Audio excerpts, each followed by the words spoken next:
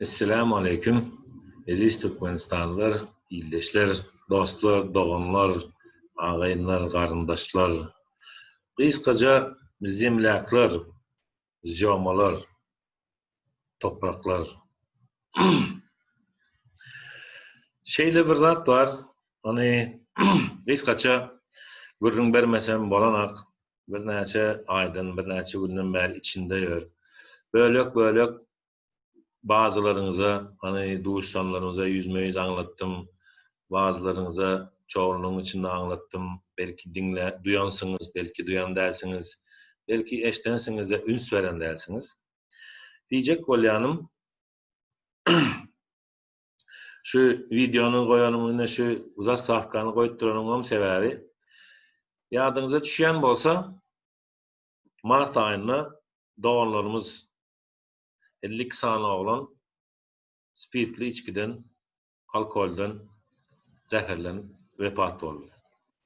Ama bütün iyilimiz için, bütün vatanımız için belkem her kimi ýas tutdy. Hani can edip bolsun bolmasın, göz ýaşyna boğulan eneler, atalar yurdun içinde bolşýaly, yurdun daşynda hem bu waka rahat göz bilen seyretdirilmejek doğanlarımızın, ayal doğanlarımızın, erkek doğanlarımızın, vatandaşlarımızın duygudaşlyklaryny eşitdik, duyduk, bildirdik. 2020-nji ýylyň 20 Mart günü, hatta 15 Mart günü ýadyňyza düşýän bolsa, IMO'da habarlar paylaşıp başladylar. Yani men o günlerde IMO ulanýardym, WhatsApp bilen, başka sitelerden işim ýokdy.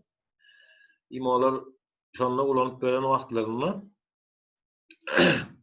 5 sanak Türkmenistanly watandaş, Türkmenistanly 5 watandaş bahçeli evlerde sahte alkolden zehirlenmiş deyip habarlar çıkmaya başladı. Ayın 20'sinde Mart ayının 20'sinde marlı bir doğanımız, ayal doğanımız maslahat etti de Serdar Canlıydı, sen bir erkek adamlıydı. Bu izin işine durma, oturma aile yere. Hani ortaya çıkaydılar, şo dedi, öyleyler şeyle kalmasın. Yani baştaki çıkan videolar yadınıza düşen olsa, ekskavatör bilen gazılıp dur bir hili nahil gömültdüka, cenazası bir kılıntıdumuka, hani däwe göre doğru gömültdumuka, asan nomar goýulyp gidýärdi. Şoňa bir hili duýgudaşlyk bildireli, hem elimizden gelen kömege deli diýip ýola çıkanymızda 20 Mart günü IMO'da şonuň bilen iki taraplayın maglumat paylaşıp başladık. Hani şuna eýe çıkalyň, doğanlarımıza eýe çıkalyň, eýesiz galmasınlar, ýurda da akitmediler. Kimsesiz mezarlygynda da kimsesiz bolup durmasınlar. Eýe çıkmasak madary ýitip gider, goýup gider. Üstünden başka bir zatlar gömülüp bularına bizi ýitip gitmesin. Her kiminin bir ogly bardyr, gyzy bardyr, ya biriniň çagasydyr, ya biriniň enesi atasydyr. Belki ýyllar geçer, doğum tecini görmäne geler, ayet Kur'an'ı okak gitmäne geler, ziyaretine geler diyen pikir bilen şeydip iki taraftan paylaşıp başladık IMO'da. Men nomerymy berip başladık, hani maňa jaň edin dip esasan ortada goýuldy şo wagty.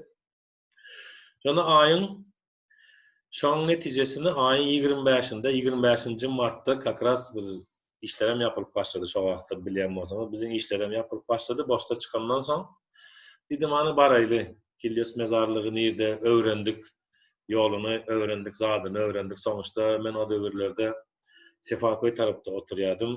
Pikirleriň ýani Sefaköy tarapdan Kilyos mezarlygyna kaçaktarma bilen barýan. Neyse o hesaplara ayrıntılara girip oturacaklar çok da önemli değil. Olan oldu. Allah kabul etsin herkesin sadakasını.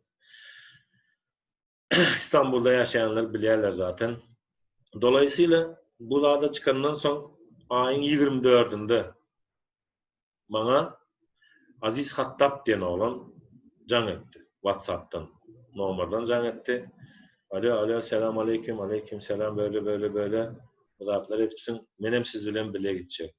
Bolya, pazarsta dedim, men karşı del, han dedim, bir adam gidenin başka iki olup gitsen has kızık kıl deyip. Aziz Hattab diyen adamı Nanay şu neçeli 100 birinci gezek görüşüp dursun. Ondan hemen 1-2 yıl bundan bir gezek telefonla görüştük verin. Men o Kakamradın toplantısına gel dip çağırdı. Barjak del men dedim. Men işim yok ona da bilen dedim.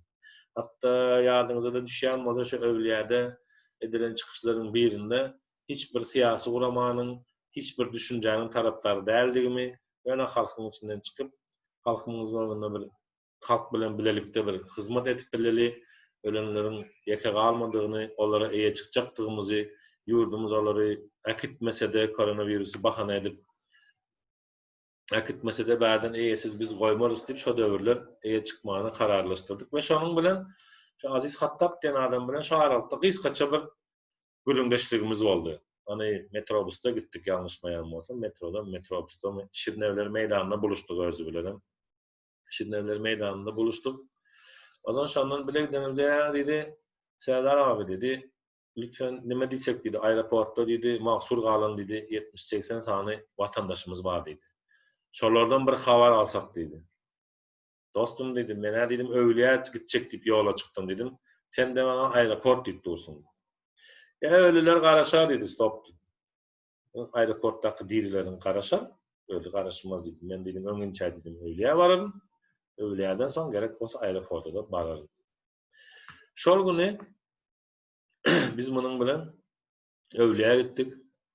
Saat 11'e mi, 12'e mi şu töwerekleri bardyk, Öwliýä Kilyas mezarlygyny tapdyk.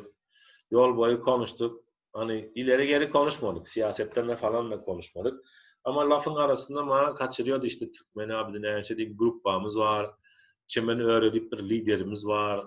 Şoň gatnaşygyna nemeler edip otyrys, her kim bir işler edip otyr.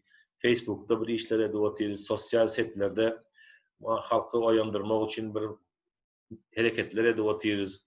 Bolanak diýip bir zat başladyk diýdi, kampaniýa diýdi, şonu gördüňmi diýdi. Walla gardaş diýdim, 2 ýyl mundan öňledim, 2 ýyl bolup diýdim, Facebook'umy diýdim, kapatanyma diýdim, Instagram'a da giremek diýdim, ýa-da Twitter'e de giremek, hiç sada da giremek. Öý bilen maşgala bilen habarlaşmak üçin diýdim, imo bolanýan diýdim. Ve bäde Türkiýede de diýdim habarlaşdyrmak üçin WhatsApp bolanýan diýdim, hani has ýaýgynrak da. Şonuň netijesinde onun yetmez evet böyle Öwliýä gitsek gideli Öwliýä gittik Öwliýäde şu gün ýaşamaýapdy, başga da boldy. Özüm gördü şonu aýdasyn. Menem bilemag ony. Aýagymdan hädikde deşigem bar eken, ızgar bolup suwam boldy. Neyse, muny aýdyp otna.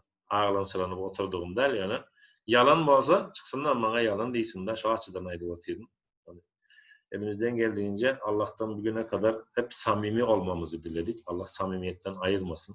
Sırat-ı müstakim üzere daimi kaim kılsın diye yaşapıyoruz. Allah canına ne samimiyetimizden ayırmasın. Sırat-ı müstakimden son nefesimize kadar daimi ve kaim eylesin. Neticede Öwliýä bardyk. Şo taýda dostluktan bir oglan her kim näme boldy, kim gaýtşy boldy, jynaza gawat geldik. Bu dedik, hawa dedik, osan sonra mezarcı bir oglan maşa taýda Muhammed diýen. Şonuň bilen tanışdyk. Şol aýtdy, "Abi" dedi, "bu 40-njy türkmen" dedi, "bugün gelen" dedi. Saat 2'lerde geldi. Oňa çelli töweleme lewagyň şo dostlugyny bu 70, 80, 50, 60 adam 70, 80 mi sanamadym. Ganymat oglan üçdi. Dedim, "Owada bir oglan galdymy?" diýip bir değişdigem şo taýda baryň şaýpsyň diýip. Şimdi şol oglanlary eken, şonu tanýan ekenler, bilen ekenler. Jaýladyk namazyny kıldyk, jynaza namazyny şo taýda. Olanlar töwelemesi razany bir taýar gazylypdyran mazar çukurlaryna uýurlaryň içine girdiler, lapatka bilen, zat bilen tekizläp, dogurlap, kak polojyna jemlenip jaýladylar. Ýa-da akşam ara şo taýdan aýryldyk we şo taýda hani aralaryna bir oglan bardy, şolaryň starşydyr ýa-da bir ýaşlyraklardyr. Adyny aýdyp oturmaýyn. Ýigitler diýdi, işden diýdi, aýlygyna malar istedi. Osaň diýdi, "Hany her kim göwünden çykarsyn üç taýda kim 20 lira berdi, kim 50 lira berdi, kim 10 lira berdi. Şo taýda paketde pul jemlendi. Sadakasyny bereriz, aýlyca uzanyp galanyny üýşürem" diýdi, galan puluny öýüne uğradar. Neticede hani buların galanını da seyrettik. Şo wagty eden edilip gidip otyr. 3-4 sana etdiler, olanlar özleri etdirdiler olanyň plitasyny. Hani olanlar madyny aýdyp oturmaýyn. bilýändirler zaten köpüsi. Şuňalyk bir hereket etjek bolýarys diýip şo taýda olanlar bilen maslahatlaşdyk. Hani beýleki öwlälerde, beýleki mazarlarda sahipsiz kalan kardeşlerimize sahip çıkalım. Böyle hani numarayla kalmasınlar. Sebäbi şo taýda soranymyzda mezarcı gurrunlar ya abi dedi genelde dedi. Bazıları dedi gömeyler gidiyorlar dedi. Akrabaları da gelmeye, tanıdık da gelmeye, kimse gelmeye. Aradan wagt geçenden soň mezar çökýär dedi. Mezar çökenden soň dedi. Bir kere daha gazilerler dedi üstüne dedi 2-3 sem gömülenler bar üstüne dedi. Maalesef bu bir doğru bir zat dedi. Neticede halkımıza seslenip başlanımızdan son sağdan soldan Allah razı olsun ablalarımızdan, kardeşlerimizden her kim bir koşandığını koştu. Hani 5 lira, 10 lira, 20 lira, 50 lira, 100 lira, 200, 250 lira verenler. Her türlü verdi. Hatta şu Aziz Hattab diyen oğlan bilen şol günü mezarlıktan çıktık. Gayrettepe Mezarlıklar Müdürlüğü'ne gittik. Ertesi günü. O gün İstanbul'da misafir kaldık. Kimizem gitmedi Tekirdağ'da yaşayan bu oğlan. O taýda bir balnisede işleýär. Hani men muňa sen adyň başgadyr beýlekeler diýemä, häli günü çeli Aziz diýip ýörün muňa. Ozaň soňunda gepin gysgasy Gayret Mezarlık Müdürlüğüne baranymyzda spisik bermediler. Onu men aýtdym, men bilýär. Temanamyza da oturjak da ýene şeýle jikmejik aňlatsaňam bolanak. Hani soňçta herkesin kafasynda binlerce soru işareti vardır. O soru işaretleri taşları yerlerine oturmalıdır. O güne çelli Gayrettepe mezarlığına girdik. Aynı gün işte Zincirlikuyu'dan bir kardeşimiz geldi, bir bacımız. Yardıma şonak şu var abi. Devaplı oğlumuz olmalı. Biz dedi apam bilen, ukem bilen dedi, çıkarıştık deyip de 250 lira verdi. Sonra şu tayda etti. Eke dedi, eğer dedi hani yolda katlayınız, geliyiniz, yola ansat der. Özünüze naguruzkada bolmasın. Eğer dedi gerek olsa dedi. Şunun ucundan dedi alıp dedi yol haracatını edip kullanıp bilersiniz dedi. Üstünüze nagruzka düşmesin dedi. Şu vaatinde muda şükür elimizde, cebimizde paramız var, sıkıntı yok. Ama tamam teşekkür ederiz dedik. Ondan sonra niye vardık ay? Yine bir yere vardık yardımı şanak. Bir gelineceğin yanına vardık, aylanıp kayıttık. O verdi 100 lira. Ondan sonra Aksaray'da ucu başka oğlanlar bilen duştuk, marlı oğlanlar bilen, Kadıköy'de duştuk oğlanlar bilen, yine bir şobra oğlanlar bilen, birleştik, zar ettik. Amcan sağ ol dik duranım var, doğru edip görsün dik duranım var, zar edip duranım var. Anlı niyetimiz berde, estağfurullah, reklama yapmak, ya özümüzü görkezmek, ya beyleki değerli. Sadece Türkmen halkının ağzı birleşip bilecektiğini, hayır sahavadın uğruna hem bolsa, başka bir meselede olsa, hayır iş için, Türkmen halkının ağzı bir bolup bilecekdiğine göz yetirdik. Şu İstanbul'da yörün, Türkmenistan'da yörün, bütün Türkmenler ki yardımı düşüyor. Şu öwliýalar da bir hepde 10 günün içinde edil tutardı velin. Gözlerinden dolup gitti.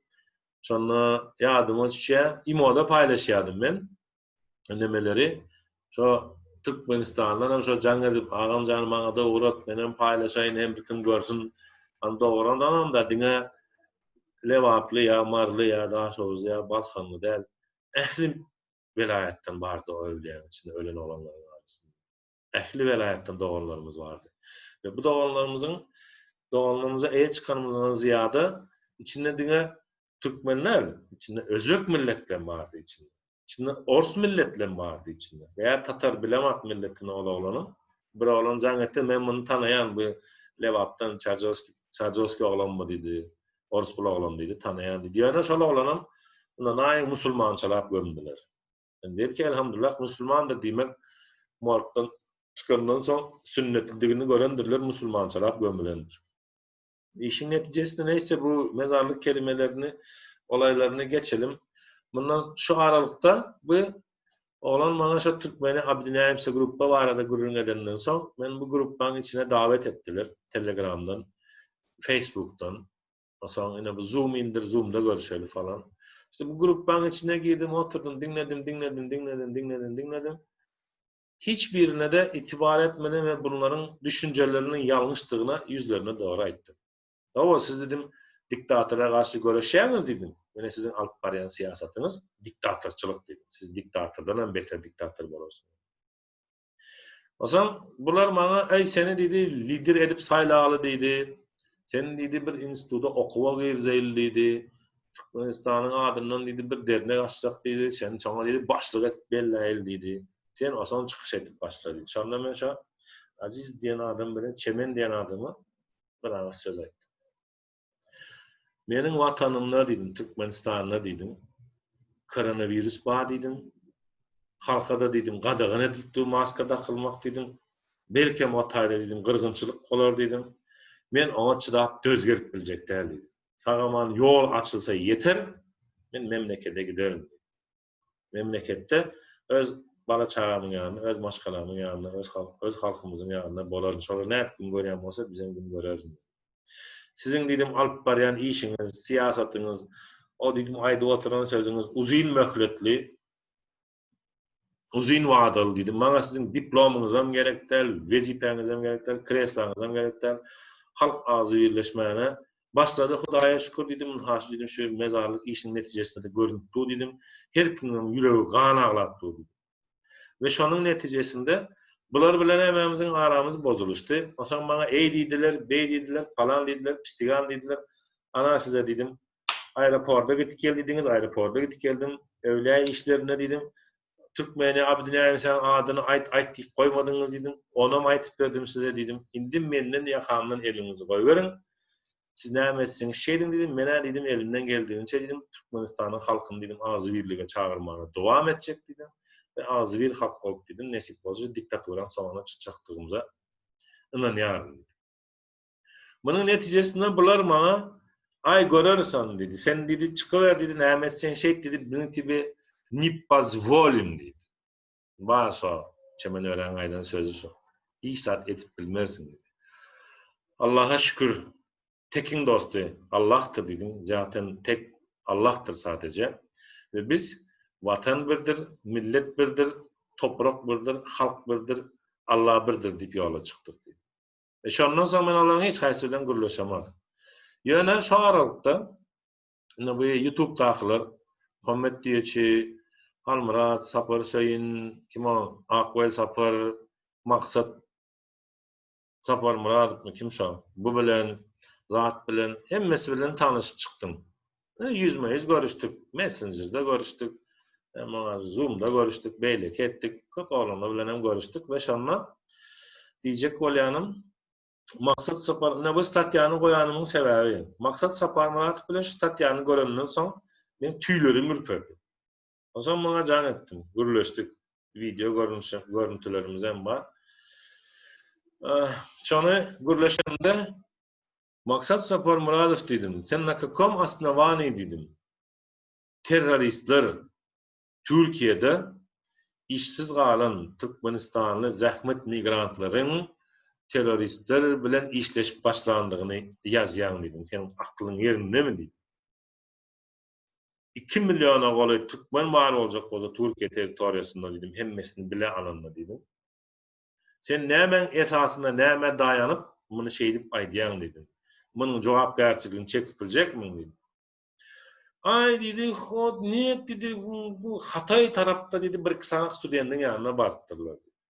O dedi sen Hatay tarapdaky sanak studentin ýanyna bartdyrlar diýen gep bilen munyň içinden çykdy. Men sen Türkiýedäki zähmet migrantlardan statýaň bar idi. Muny haş statýany men size görkezip otyryn. Kronika Türkmenistany 9 aprel 2020-njy ýyl. Şu statýany tapyn Google'dan okan 117 sany kommentariýam gidipdir. Men okap oturjak däl. Owa dowamında indi şu aýda обновлено члены организации Координационный совет оппозиции заявили diye gök bolupdy, что Sapar Muradov не является членом совета diye. Men bu gowy göterenden soň bu temaň netijesinde Düýeçi bilen Muhammed Düýeçi ağa bilen we Ýaşnar Haýytow bilen görleşdim. Hani olaram şu Koordinasyonly Sowetiň Kanadadaky we Rossiýadaky aýaklary elleri de. Bu statýany başda bu Sapar Muradov maksat diýen adam Koordinasyonly Sowetiň başlygy dip ýazýar. Men bilen gürleşenden soň we menen bu gowy turgandan soň sosial ağlarda öz aramyzda Muhammed Düýeçi bilen Ýaşnar Haýytow Sapar Murat maksadyň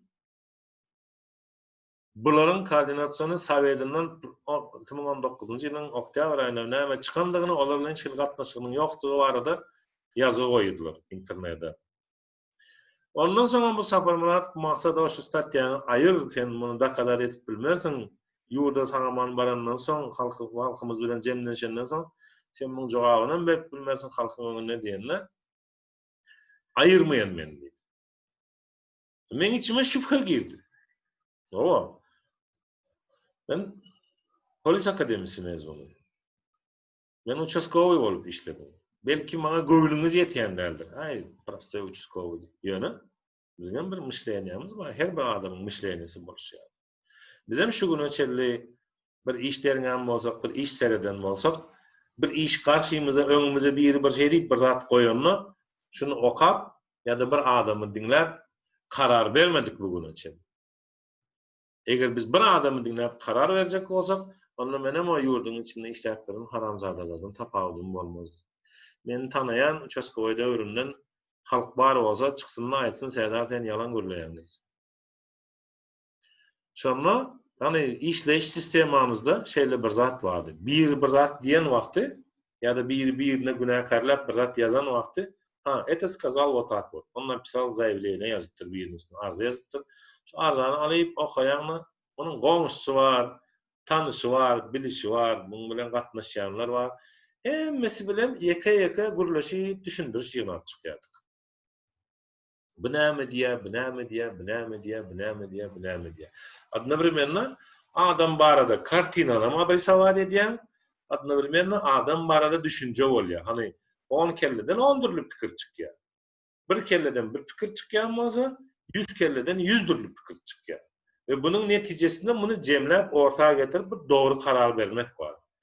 Şonuň ýaly prinsipimi, metodumy ulanyp, saparmat maksat barada bir näçe adamlar bilen gürleşenden soň, men bu adama diýdim, sen näde dogry edýän?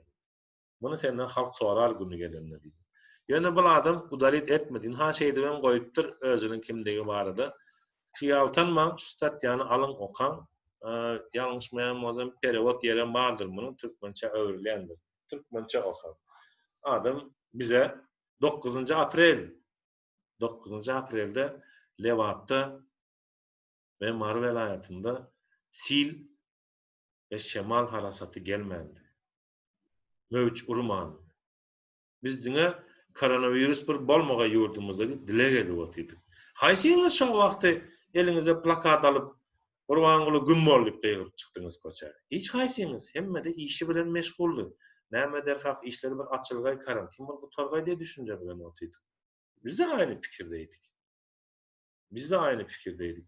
Emma 29'undan soň gelip çıkan 29'undan soň bolan şo 27-28-näki harasatlardan sonra meni pobudit eden zat, men uju o wagty o arazanyň öň ýagyny bularyň hemmesi bilen tanışandan soň meniň şo başdaky bir kaýmandan çykaran videolarymda bir azra gurubram gürlendirin arasynda sözüm çykandyr. Gurla otykan şo bir atla bir ses çykaraly, dünýäde bir duýduraly şo koronawirusa bir durdysyňlar adamlara bir maska giýmenler ruhsat bersin. Peçetke giýmenler ruhsat bersin. Näme üçin ýok diýip otyp bir adam. Munyň niýeti näme? Bu ýa-da türkmen halkyny gyryp ýogatjak bolýarmy diýip şoňa alak başlady. Men bu hereketi başladym diýen dawam ýok. Men bulara çemene Aziz Hattawa we ýanlaklaryna kim eşden bolsa hemmesinden bir zat diýdim. Diýeçem bilýär, beýleklerim bilýär. Sagaman ýurdumuza baraýly, diktator rejimi halkyň azy birligi bilen konstitusiýa kanunlaryna talabyna laýyklykda wezipesinden üýşüp aýyraly. Gerek bolsa ogurlyklaryny halkyň sudunyň öňüne goýup talap edeli, gaýtarsyn halk alagürlük saylasyn özüniň içinden prezidentini. Marda bar, dastoýny adamlar, Aşgabatda bar, dastoýny adamlar, Balkanda bar, dastoýny adamlar, Daşowuzda bar, dastoýny adamlar, Lewatda da bar, dastoýny adamlar. Her kim bir rejimiň uğruna gezip günäkär ýa-da haramhor bolup gelen. Bu rejimdäkileri, bu döwletdäki sistemadakyları hem bu derece mecbur eden, Domprağın başlygyna çeldi, Domprağın masterine çeldi. polisiya işgärine çeldi. Komiterlerine çeldi. Kolhoz başlygına çeldi. Para almany, para bermäne mejbur eden döwletiň başyndaky adam bar. Ve biz bunu hemmemiz gowulýarys. Bizim düşmanımız hakim değil. Bizim düşmanımız kolhoz başlyk ministr değil. Olaram häzir lüboy bir yerini tutsaň aýtjak zady belli. Men mejburdum. Ya vüjual. Men yaşamana mejburdum. Çağalarımı seyretmene mejburdum. Ama maňa da bu dogry geldi. Men şonu etip döndüm. Ya da iň barkisi Türkmenistandaky mollalarymyzyň ýagdaýy. Men hemmesine yaman diýip biljek däl. İçinde halalhon elbette bardır. Allah Taala diýip berer. Ýöne özüňizem bilýäňiz. Haýsy bir märeka barsaň, haýsy bir sadaka barsaň, molla gowdy diýip bir meşhur bir zadymyz bar. O belki gülýändir, belki goýandyr. Ýöne bu gynandyrjy bir waka. Bir molla sorap, mollaka, aý bir aragamy içes, nähili bolýaka? Bolýarmy, bolmaýarmy? Harammy, günämi diýen wagty, azrak içiber.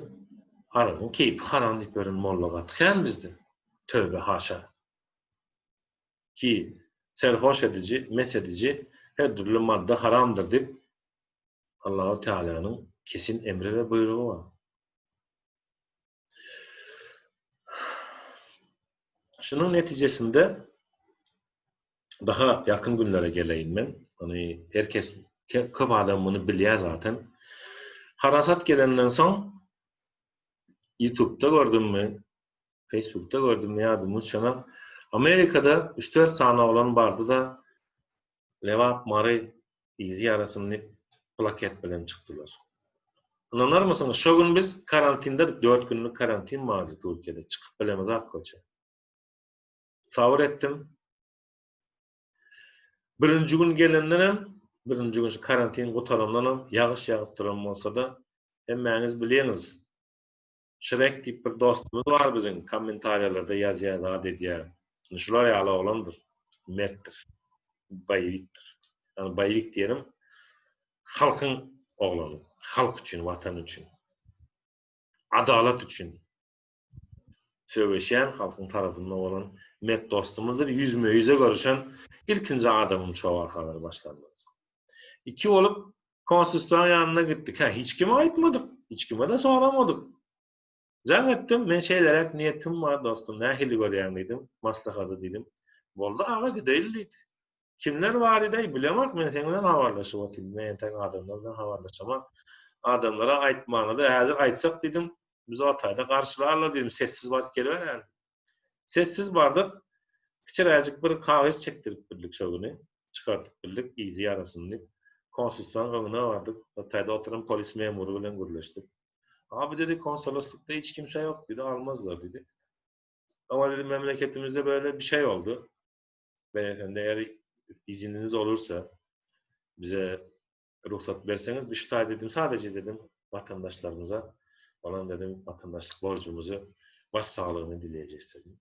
Yazılarımıza baktı. Tamam dedi gidin yapın dedi. Oturdu budkasında oturdu. Evet video çekmedik. Video çekmek milletin ünsünü çekmek, tantana yapmak niyetimize mi yok? Suradımızı çektik, ortaya paylaştık bizim. Hani sadece Amerika'daki Türkmenler değil, Türkmenistanlılar değil, İstanbul'da geçip veren, bana menreşinin birinin, in olmanın birinin hem bardığını görkezeliydik. Bu maksat hani, ayrı alt niyet bir tanıştığımı taşımadığımı tövbe haşa. Neyse, bundan sonra başladı konuşmalar onun Halmıradağ'ın kanalına çıktı o video. Rayak Mıralı Aragumlu Türkmenistan'ın konsolosluğunun ömrüne zaten bir kişilercik bir neme koydular, suratlı. O zaman bundan sonra başladılar sağdan soldan daşlar yağmağına. Ay sen bizden soramadın, ne için sorayan, ne için edeyen, bizden havarsız edeyen. Siz bana kim ya dedim, ben sizden sorar ya dedim. Ben sizin kimdiğinizi çözdüm dedim. Günü gelince de dedim açıklayacağım dedim. Bugün günü geldim mi? Yok. Bugün günü gelen ha. Bunun günü Allah nasip etse Paraman Türkmenistan'a barandan soň rejimi ütkedi halk adat seçimlerini, adat saýlawlaryny ýerine geçirenden soň her kim gülüp oýnap Allah jana şükür diýip sevinç göz ýaşlaryny boğulandan soň bir-birine sarılıp bütün Türkmen eli nesip bolsa, ondan soň gerek bolsa ählisiniň açıklamasynyň delilnamalaryny ortada goýaryn men kaýmyndan. Türkmenistan'a bararız, goýarız. Bar bolsa maňa garşy diýdim bildirjek günälerim rahatlarınız dedim. Bararız, вот, yine dokazatı var, sana karşı. Seni şey edip bolya, beytip bolya, kellerim. Yani karşı derdi. Hatta dedim, yurdunuza barandan sonra dedim, etçek yine var haişim var dedim. Ben dedim, o vazifede işlediğim dedim. Ben gözümem yok, niyetimem yok. Karaman yurduma varayım. Qaragım çölünün ortasından, Aşgabatdan Daşoğuz'a gidip barýakan derbez edýän bir yer var, şoda çaýhanalar, zatlar var. Hatta oturup çay içsem, ayırım, pişirsem, kuma basıp alıp, kızgın kuma. Şoň arak niyetim. Öýme hazır. Neyme işim var benim? Gençler var, yaşlar var. Memlekette 4 milyona var Türkmen var. Enelerimiz, atalarımız, doğanlarımız, çağalarımız var. Bir dünya bir giden hem rahatlarımız var. Ha, bu arada bir rahat deyip geçeyim, son kalmasın. Türkmenistan yurdundaki telekeçilere bravo sözüm. Bana bergidar olanlar sizlere yüzlenen 2013. yıldan 2018. yıl aralıkta edilen sevda işlerinde, uğraşık işlerinde hani $5.000'dan başlayan pesi 70-80 50 aralıkta var.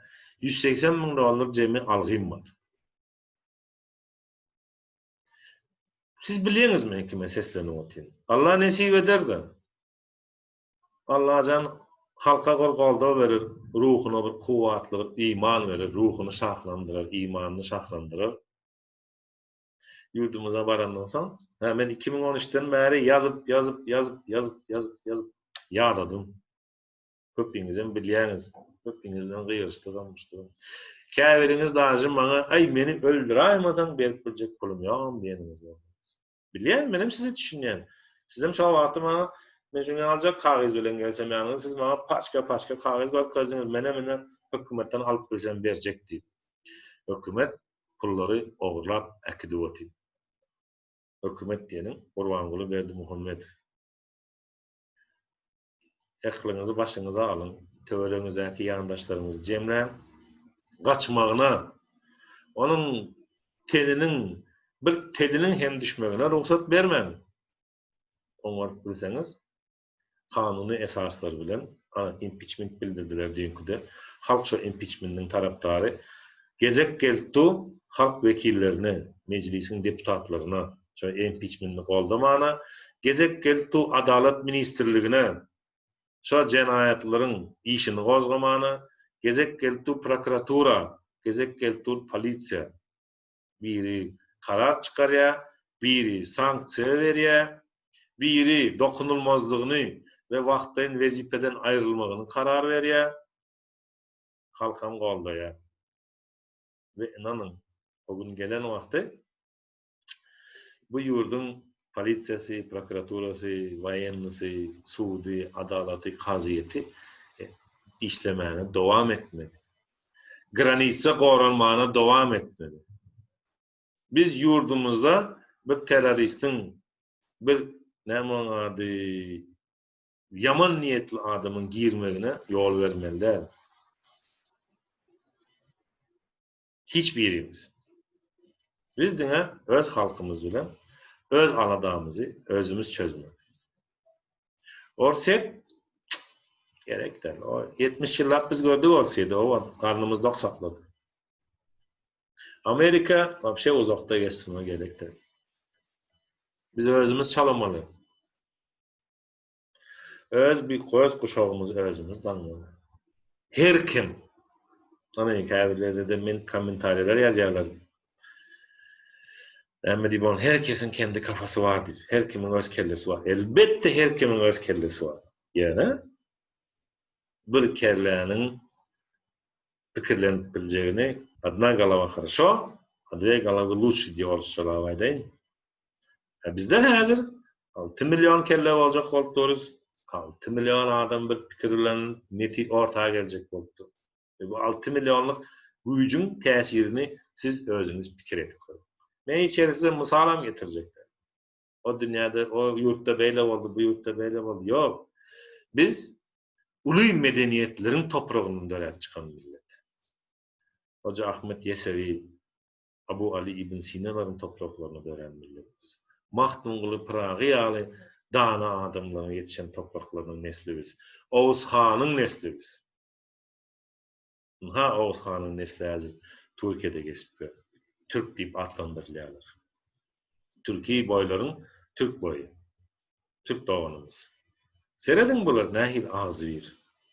Seredin bular vatanına, milletine, bayrağına bir rahat diyecek bolup görsün. Yani kışarıp seyredip görsün. Köçede geçip bilen tentek hem ayağını dikler çoğuna çıkyandır. Öýünde oturan insan gorkak hem köçeye çıkyandır.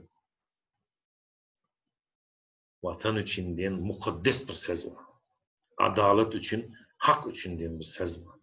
Bizde de halkımız var, vatanımız var, Türkmenistanımız var.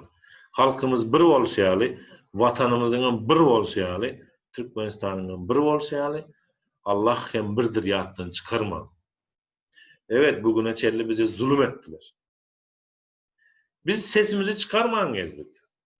İmana var, içmana var, karnımız dok, suda asmanımız var. Aynen paşada insaf versin diye oturduk. Bu mu insaf? Bütün dünyayı koronavirüs sarmışken, bütün herkes şeyde yapmışken, bir adam bir maske takmayı yasaklar mı bir insan? Bir adam bir dezenfektan kullanmasını yasaklar mı bir adamı? Bütün dünya sosyal mesafeyi koruyun diyen vakti bir insan gelip yasaklar mı bunu? Düzgün bir insan. Halkını, vatanını alada ediyen bir insan. Halkını, vatanını alada ediyen adam derler.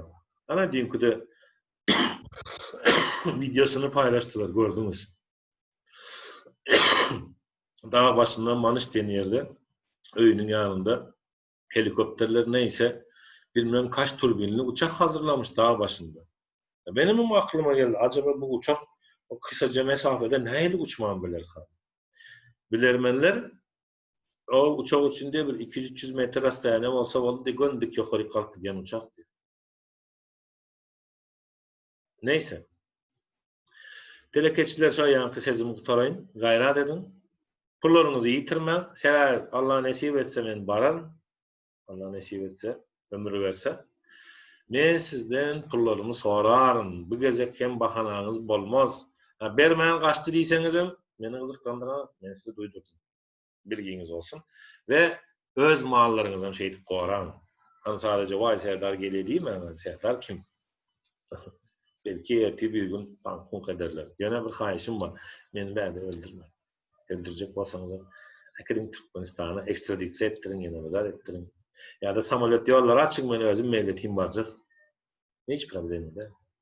Korkuğumdur ama. Muçi dedin, rahat edin. Yani şimdi beni öldüreyim, şu Türkmen toprağına damdırın gayra dedin şu kanunu. Böyle. Ölümünü boynuna almadık, kapırdır diye Türkmen'de bir söz var. Ve neticede geleli beri 15'indeki miting, 29'undaki miting elbette bu sondurucu, yürek doldurucu. Yani ara bir provokatör giraymasın, başka bir rahat bolaymasın, kimsenin başına bir dert gelaymasın deyip. En belkisi sinet görün hali bir hepten bundan geçen vakti gün bir video paylaştık. Hemen size görkedeyin onu. Şu mudur? Şu video. Türkmenler toplanma maslahat edip diye. Şu video. Neyse kaçık. Ucu hali bir hepten bundan eden adamız bular tolgundurdu. Aziz Türkmenistanlılar. Bakman. 15-20 adamın uçtaydı iş. Maslahat edip mitingde edecek çıkışlarımız, Türkmenistan'ın hükümetinden talep edecek kanuni haklarımız vardı. Mirni, добровольно. Seni de yine oğlanlar, kızlar. Ve bu video şu taýdaky toplanışdyran oglanlaryň gyzlaryň opşy karary bilen edildi. Görkezeli milletimiz bir ağzı birleşsin, biriksin diýip. Nazar edin, iň barkysy. Şundan soň aňyrsyndan kän wagt geçener, men ädil adyny ulanjak däl. Hani ýalňyşymy bileriz. Şu wagt Hudaýa şükür men ýa-ýa bir gezek ýadyňyza salýan. Men Türkiýe Polis Akademisi mezunyum. Ve Türkiye'de yalnız değilim. Çok şükür elhamdülillah. Ve şu an käbir maglumatları deringelip barlanyp otyr. Eger dogry boljak bolsa, tasdiklansa, subutlansa çıkış ederiz, aýdyrys. Belki Türkiye televizyonları bunu habar verir. Indi ara girip milletin nemesini bozjak bolýanlar. Inhaşy videonun bir dinlen. Näçesinden bir maňa uğratdylar. Men häli şondan ben düýün görüp bildim. 11-nji iýulda Muhammed Düýeçiň çykyşy. Eziz Türkmenistanlılar, kadırdan doğanlar. Biz doğru yolda varız. Seyretseniz 15-20 adam orta cemlerinde bular ucu çör-çomak sokup başladılar. O hükümet çör-çomak değil. Kocaman joňalak bir armatur tapsın, demir turba tapsın. Şonu soksun şu tigirin içine. O tigir nesip bolsa jemlen başladı. O tigir aylanar. Ve gerekirse tüm dünya karşısındadır. Bütün şeytanları bilen, iblisleri bilen, şeytanın hizmetkarları bilen, beşmanın için, dünyanın fani zevki için. Siz bu milleti dargatıp bilen mi olsanız görün mü dargadın mı? Artık bir zady anlan. Kimlere diýjegim sözü değişli, adyna aýdyp oturjaklar. Ben Türkmenistan halkymyň ýanynda. Men barada kim näme diýse şo diýsin. Hepsini Allah'a havale ediyorum. Hani olur da Allah ömür nasip eder. Bu yaptığımız ağzı birliğimizin meyvesini Allah nasip eder de memlekette görmek nasip olursa onlara sorarız tek tek bu dünyada iken. Nasip olmazsa da bu dünyada sormak, öteki de muhakkak sorarız. Kul hakkı diye bir şey vardır. Düýeçini dinlen, näme diýip otyr?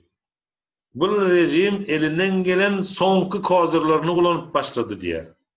Bizim yaragymyz var, dollarlarymız var, etjek, beýtjek dip gürrüň edip otyran. Şoň alak gep bilen milleti gorkusyp başlady. Benim biz onu manyklarys nesip bolsa. O, ben eski polisim. Ama как там русское слово есть одно. Бывших ментов не бывает diýeniz. Ben olardan değilim. Ben Türkiye'den mezunum. Ben kalbim Allah'a canına şükür imanla dolu olduğuna inandığım bir Allah'ın kuluyum. Ve vatanım için, milletim için, bayrağım için, özgürlük için canımı vermeye hazırım. Doğduğum günden bu yana. Bu işe giriştiğim günden bu yana. Ve şuna bir zat seyredin. Ucu şundan korkup başladılar. Daha fazla da konuşmaya gerek yok. İşimiz ileridir. 21'inde futbolka paylanılacak. Yerin konumu Neştay'da azil bir ekran beraber açılsın. Fenerbahçe sosyal tesisleri Kadıköy sahilinde. Sotaya nesip bolsa devlet büyüklerim gelecek. Bizim bilen konuşacaklar. Bize güvencesini verecekler. Bugün içeride var onu. 15'indeki 29'unu mitingde ya belki mitingde hiç kime hesap demediler. Sadece gidin dediler. İzin alın öyle çıkış yapın dediler. Ben ona da güveniyorum. Demek ki Allah bizi kollaya. Zalimin zulmü varsa mazlumun Allah'ı var. Tek olan. Dünyanın sahibi. Maliki, mülki, yevmiddin. Yani mal sahibi, mülk sahibi. Hani bunun ilk sahibi diye. Yani Türkmenistan'ın sahibi men, sizin sahibiniz men deyip hani dünkü de bir dostumuzun aytışýarlar. Faraona men zat oturan biri var. Men sizin hojaýynyňyz. Men ýaşanyňyz, ýaşarsynız, ölümlüýsen bolsun. Tarih onlara firavunları yerle bir etdi. Tarihin sahifalarına gömdü. Bunun hem soňy şeylerdir. Ha, ýöne munyň elinde pursat bar. Soňuşda hajja gidip gelen adam. Musulman men diýip beren adam, sadaka edýän adam, el galdyryp tövhid edýän adam. Enesi var, atasy var. Mälik guly, ogly Gurban Guly diýen ady var. O dünýäde de şeýle çağryljakdyr. Men çağrylşym ýaly. Ata-nebes ogly Serdar diýer ýaly. Hepimiz Allah'ın katına çıkacağız. Allah'ın katında mı bize sen kim oldun, näme boldun diye soramaylar. Ki Allah'ın hadisi var. Karşıma ne günahla gelirseniz gelin, kul hakkıyla gelmeyin diye. Gurban Guly berdi Muhammed. 6 milyon halkın hakkını iydin. Vaktin barka, tova gel, tapşır, dobrovolniz davat set. Ana kim o? Sapar Murat Maksadam aydı öti sana seni öldürecek olup böyler yanına akılır deyip 24'ünde gidip baryaxanık. Ben bilemem onu. Şoň gepini aydı ötiydim bana. YouTube'da paylaştık. Görün. 12. minutunda. Nurayazır men şu videonu size görkezeyim. Ha, şu videonu tapdım. Dinleyen ştaydı orası gürleye. Bu gürlep bolsun sonra men periyod etip verecek.